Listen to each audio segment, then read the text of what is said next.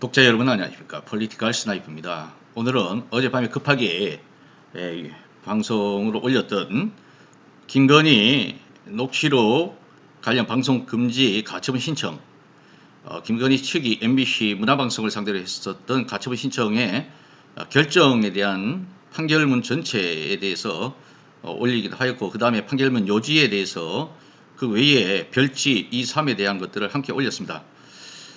이것을 좀 더 구체적으로 빠개 보도록 할게요. 오늘은 좀 시간을 할애해서 빠개 보도록 하겠습니다.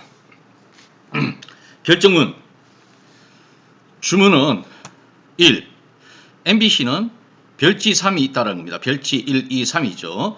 그 중에 별지 3 목록 기재 내용에 관련된 사항을 2022년 1월 16일 8시 20분 방송 예정인 탐사기 엑스트레이트 등 방송 프로그램으로 제작, 편집, 방송, 광고나 인터넷 등에 게시하여서는 아니 된다. 채무자라는 것은 MBC인데 그 별지에 김건희가 이런 것들을 하면 안 되게 해주세요. 해가지고 법원에다 제출한 겁니다. 그 별지 3을 인용하는 것이죠. 나머지 별지 1, 2에 있는 내용들은 기각하였다. 채권자의 나머지 신청이 모두 기각한다. 모두 기각입니다. 네. 그 다음 소송 비용은 김건희가 5분의 4, MBC는 나머지 5분의 1을 부담한다.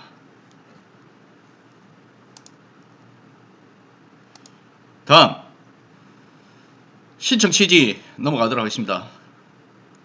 EU 기초사실도 넘어가겠습니다. 채권자의 주장의 요지를 잠깐 살펴보도록 할게요. 채권자의 주장의 요지.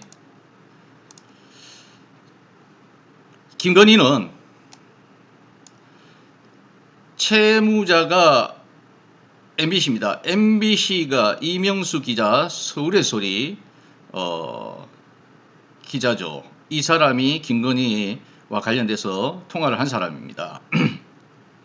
이 이명수가 채권자, 즉 김건희와의 전화통화 과정에서 채권자의 동의 없이, 김건희의 동의 없이 불법적으로 녹음한 이 사건의 녹음 파일을 기초로 해서 방송을 하려고 하고 있는 바, 이는 채권자의, 즉 김건희의 음성권을 침해한다 해서 위법. 또한 이 사건 방송 내용에는 채권자의 결혼 전 사생활에 대한 내용을 포함하고 있는 것으로 보이는 점. 자, 결혼 전 사생활. 이 사건 녹음 파일의 분량이 합계 약 7시간 45분에 이르는데 반해 이 사건 방송 시간은 40분 정도에 불과해서 편집과 방송에서 편집이 될 것이 명백한데, 그 과정에서, 자, 편집 과정에서 채무자의 악의적인 방송 편집 과정에서의 악의적인 편집이라고 해서 채권자의 발언을 왜곡하거나 허위사실을 방송할 우려가 있는 점, 또한 채권자, 즉 김건희의 반론권이 보장되지 아니한 점, 여기에 비추어서 이 사건 방송으로 인하여 채권자 김건희의 명예 내지 인격권에, 자, 김건희의 명예 내지 인격권에 심각한 침해 발생할 우려가 있어서 이 사건을 가처분을 구한다. 자, 이거는 뭡니까? 이렇게 해달라는 거죠. 김건희 쪽에서 이렇게 해달라는 겁니다. 이 내용 그대로 인용해달라. 여기에 재판부는 방송 등 금지 가처분 신청에 대한 판단입니다. 관련 법리, 헌법 제21조 2항 취지에 비추어 엄격하고 명확한 요건을 갖춘 경우에만 허용. 사전 억제. 자, 이 위에 대한 부분은 방송에 대한 사전 검열 수준이죠.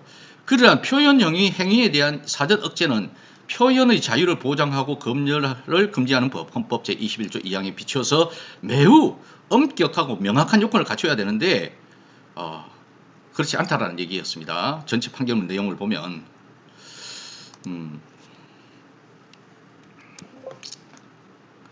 자, 그 다음 이에서 인용된 부분은 아까 전에 별지 3 기각 부분은 별지 3 목록 기재 각 내용을 제외한 부분은 기각되었다. 볼까요? 별지 3 목록 기재 각 내용을 제외한 부분들은 기각입니다. 위 법리에 비추어 헌법 제 121조였죠. 네.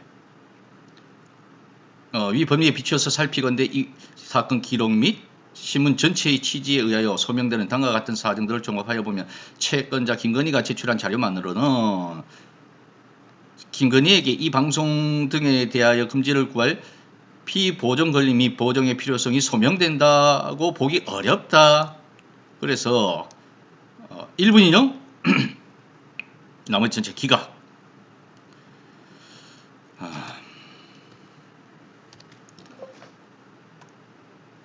다음 내용들 쭉 있습니다. 인용 부분. 자, 인용한 부분은 이 사건 방송 내용 중에는 별지 3 목록 기재 부분에 해당하는 내용이 포함될 것으로 보인다. 자, 정확하게 사실 내용도 모르는 겁니다. 별지 목록 기재 부분 뭐냐?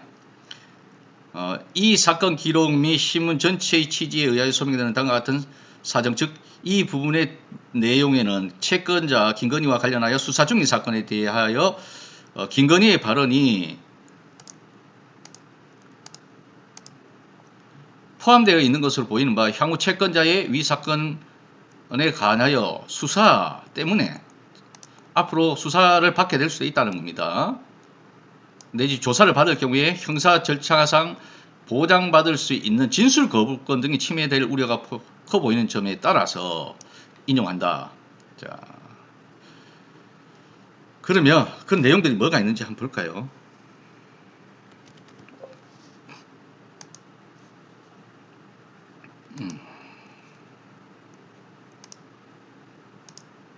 자, 이 내용입니다.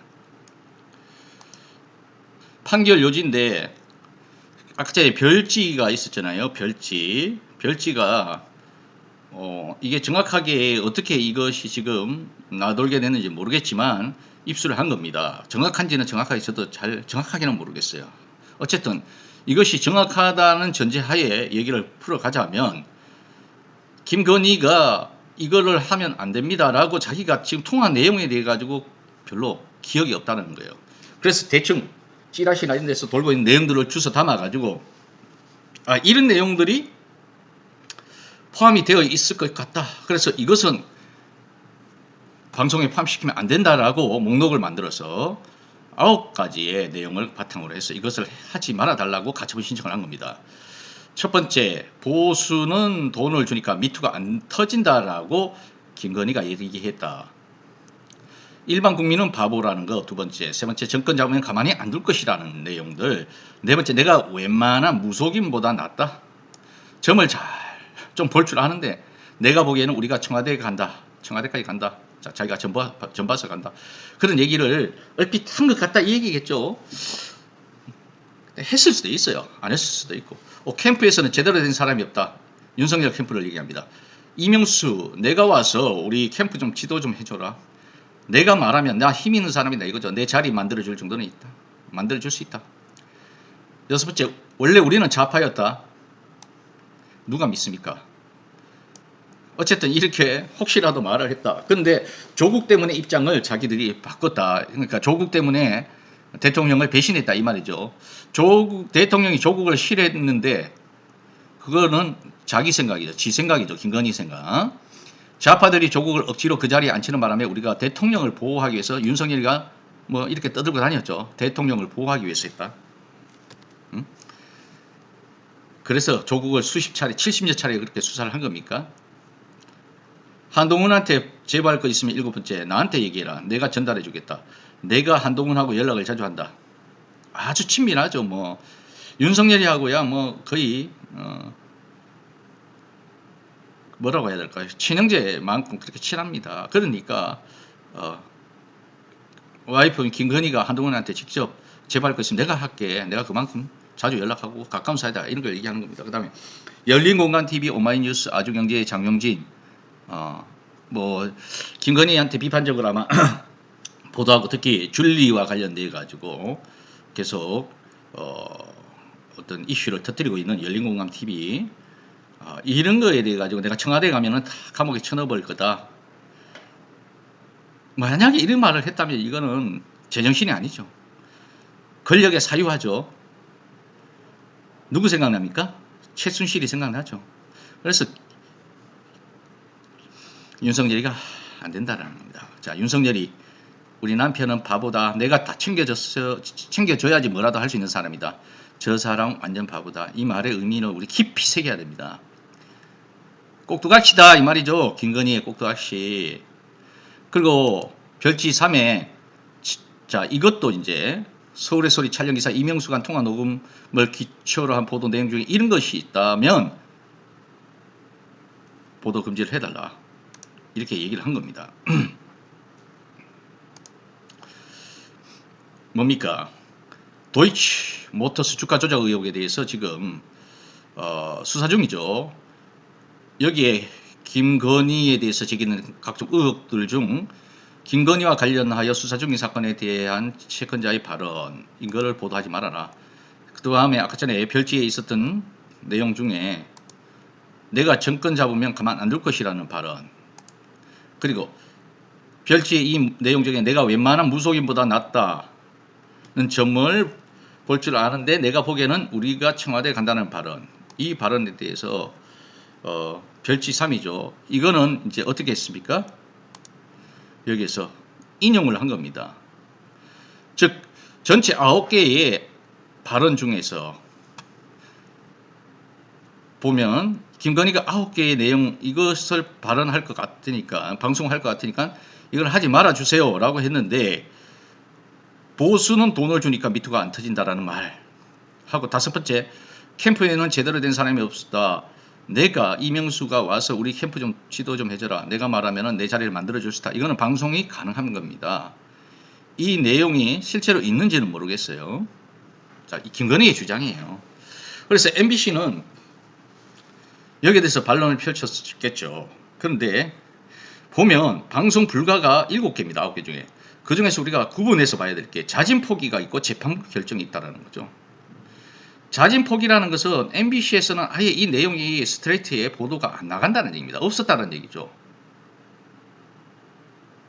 자, 그래서 자진 포기가 5개예요. MBC는 생각도 안 하고 있었는데 자기가 이런 내용을 말한 것 같아서 이거 하면 안 됩니다 라고 했으니까 MBC는 무슨 소리야? 자기들하고는 관계가 없다는 얘기죠. 그 다음에 재판부가 결정한 것은 정권 잡으면 가만 안 둘 것이다.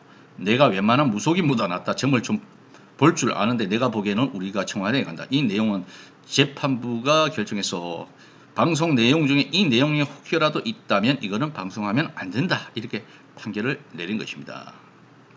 자, 다시 정리하면 9개 중에 2가지는 방송, 그러면 7가지는 방송 불가인데 그 중에 5가지는 MBC에 아예 내용이 없다라는 거고, 그 다음에 재판부가 2가지를 방송하지 말아라 이렇게 결정을 내렸습니다. 그러면 우리 독자 여러분, 아니 9개 중에 7개나 방송을 금지시켰다. 그러면 김건희의 승리고 국민의힘의 승리네 이렇게 생각할 수 있죠. 그러나 7시간 45분 중에 어떤 내용들이 있는지 몰라요. 아주 포괄적인 내용들이 많겠죠. 그 중에서 이런 내용이 있을 거라고 지레짐작으로 김건희가 9가지를 그냥 작성한 겁니다.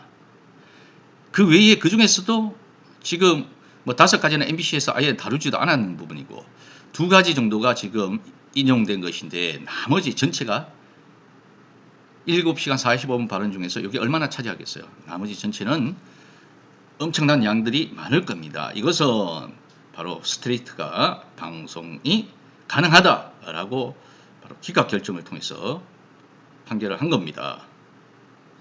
자, 우리는 이 속에서 무엇을 읽어야 될까요? 이 김건희가 이렇게 말을 했습니다. 자기가 이렇게 해달라고 했잖아요. 법원에다 제출했습니다. 이런 내용이 있을 것 같다. 나는 이런 내용으로 말을 한 것 같다. 이 말 속에 김건희의 위치와 윤석열의 위치, 상관계, 한동훈과의 관계, 그리고 생각들이 다 녹아나 있죠. 자, 이런 사람들을 대통령에 앉혀야 되겠습니까? 제발 대한민국 국민 여러분, 제발 정신 좀 차리기 바랍니다. 제2의 최순실, 그 이상을 능가할 겁니다. 최은순, 장모 최은순과 김건희 일가의 행태를 보세요.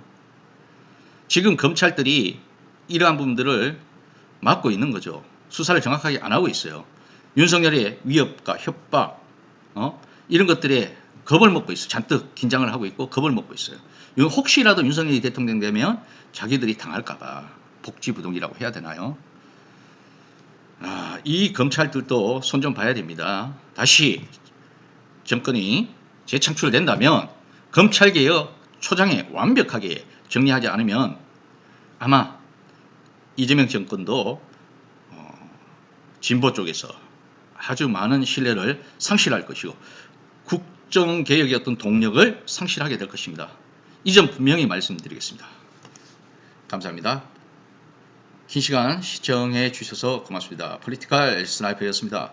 즐거운 주말 되세요.